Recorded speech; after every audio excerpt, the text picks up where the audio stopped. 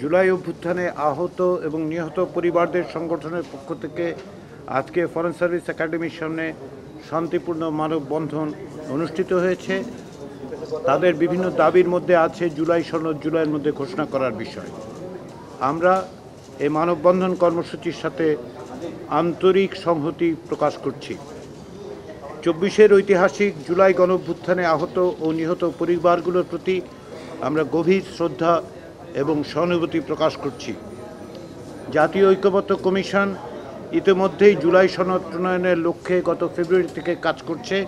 রাজনৈতিক দলগুলোর সঙ্গে প্রথম এবং দ্বিতীয় পর্যায়ের আলোচনার মধ্যে দিয়ে বেশ কিছু গুরুত্বপূর্ণ বিষয়ে ইতিমধ্যেই ঐক্যমত্য হয়েছে।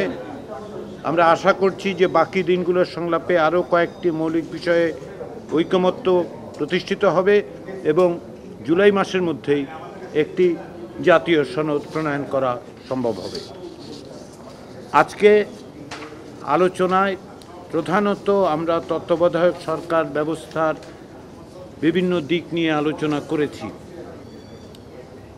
আপনারা জানেন যে সমস্ত রাজনৈতিক দলই এই ব্যাপারে একমত যে নির্বাচনকালীন তত্ত্বাবধায়ক সরকার ব্যবস্থা পুনঃপ্রতিষ্ঠা করতে হবে, যার অর্থ হচ্ছে যে নির্বাচনকালীন তত্ত্বাবধায়ক সরকার ব্যবস্থা পুনঃপ্রতিষ্ঠার জন্য সংবিধানের ১২৩ অনুচ্ছেদের ৩ উপ অনুচ্ছেদ সংশোধন করতে হবে এবং সংশোধিত ভাষ্য হবে ত্রয়োদশ সংশোধনীর বিধান, যা পঞ্চদশ সংশোধনীর মাধ্যমে পরিবর্তিত হয়েছিল।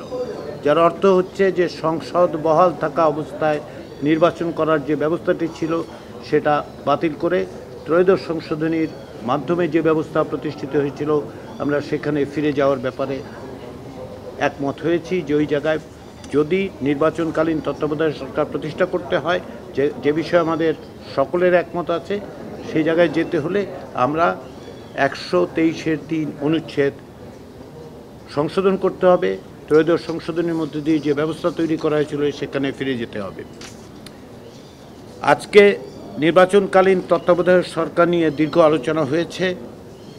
দিনের অধিকাংশ সময় নির্বাচনকালীন তত্ত্বাবধায়ক সরকার গঠন প্রক্রিয়ার বিষয়টি, বিশেষত তত্ত্বাবধায়ক সরকারের প্রধান অর্থাৎ প্রধান উপদেষ্টা নিয়োগের বিষয়টাই আলোচিত হয়েছে। বিভিন্ন রকম প্রস্তাব ছিল। আমরা সর্বশেষ রাজনৈতিক দলগুলোর কাছ থেকে প্রস্তাব চেয়েছিলাম, সেই অনুযায়ী 4টি রাজনৈতিক দলের কাছ থেকে আমরা প্রস্তাব পেয়েছিলাম। সেগুলো হচ্ছে বিপ্লবী ওয়ার্কার্স পার্টি, বাংলাদেশ জাতীয়তাবাদী দল, ন্যাশনাল সিটিজেন্স পার্টি এবং জামায়াত ইসলামীর পক্ষ থেকে।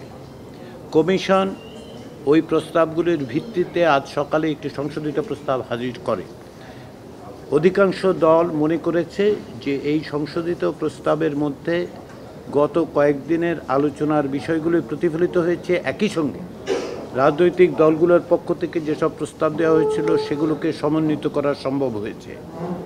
তারই প্রেক্ষাপটে বিভিন্ন রকম আলোচনার মধ্য দিয়ে কিছু সংশোধন সংযোজনের প্রশ্নটা ওঠে এবং সেই লক্ষ্যেই, সেই আলোচনার প্রেক্ষিতেই কমিশন দিনের মাঝামাঝি সময়ে আবারও বৈঠক করেছে এবং বৈঠক করে আরেকটি সংশোধিত সমন্বিত প্রস্তাব উপস্থাপন করেছে। এই প্রস্তাবটিতে বিস্তারিতভাবে প্রধান উপদেষ্টা নিয়োগের পদ্ধতি বলা হয়েছে। এই প্রস্তাবের অধিকাংশ বিষয়ে দলগুলো একমত হয়েছে। এই প্রস্তাবের একটি লিখিত ভাষ্য তৈরি করা হয়েছে এবং বিষয়টির গুরুত্ব বিবেচনা করে ওই লিখিত প্রস্তাব রাজনৈতিক দলের প্রতিনিধিদের কাছে দেয়া হয়েছে। তারা ওই খসড়া প্রস্তাবটি নিয়ে দলগতভাবে আলোচনা করে আগামীকাল আমাদেরকে মতামত জানাবেন। তারই পরিপ্রেক্ষিতে আমরা আশা করছি পরশুদিন আমরা এ বিষয়ে আমাদের কমিশনের অবস্থান বা একমত হওয়ার জায়গাটা বলতে পারব। অর্থাৎ একটি লিখিত ভাষ্য তৈরি হয়েছে, অধিকাংশ বিষয়ে একমত প্রতিষ্ঠিত হয়েছে। এখন লিখিত ভাষ্যের কিছু খুঁটিনাটি দিক নিয়ে দলগুলো নিজস্বভাবে আলোচনা করে সামান্য পরিবর্তনের প্রস্তাব যদি দেন আগামীকাল, আমরা অনুরোধ করেছি লিখিতভাবে দিতে, যাতে করে আমরা পরশুদিন এই বিষয়ে একটা জায়গায় আসতে পারি। আপনারা সকালের দিকে আমি কমিশনের পক্ষ থেকে আরেকটি বিষয় অবহিত করেছি আপনাদের। সেটা হচ্ছে উচ্চকক্ষের বিষয়। উচ্চকক্ষের বিষয়ে একাধিক দিন আলোচনা হয়েছে। উচ্চকক্ষের বিষয়ে যে প্রস্তাব, সে প্রস্তাবে উচ্চকক্ষ প্রতিষ্ঠা নিয়ে কোনো ভিন্ন মত নেই। কিভাবে হবে সে বিষয়ে যেহেতু দুটো মত আছে এবং রাজনৈতিক দলগুলোর এই মতামতের প্রেক্ষিতে রাজনৈতিক দলগুলো কমিশনের কাছে এই দায়িত্ব অর্পণ করেছে। কমিশন ইতিমধ্যে এটা নিয়ে আলোচনা করেছে, বৈঠক করেছে। আমরা আশা করেছিলাম আজকে অর্থাৎ রোববার দিন সকালবেলা আমরা এই বিষয়ে আপনাদেরকে জানাতে পারব। আমরা মনে করছি যে আমাদের আরেকটু সময় লাগবে। আমরা আগামী 2-1 দিনের মধ্যে আরও আলোচনা করে উচ্চকক্ষ বিষয়ে একটা সিদ্ধান্ত কমিশনের পক্ষ থেকে দিতে পারব। ফলে যাতে করে আমরা সকলকে সাথে নিয়ে একটা জায়গায় আসতে পারি, আমরা সেই চেষ্টাটা করছি।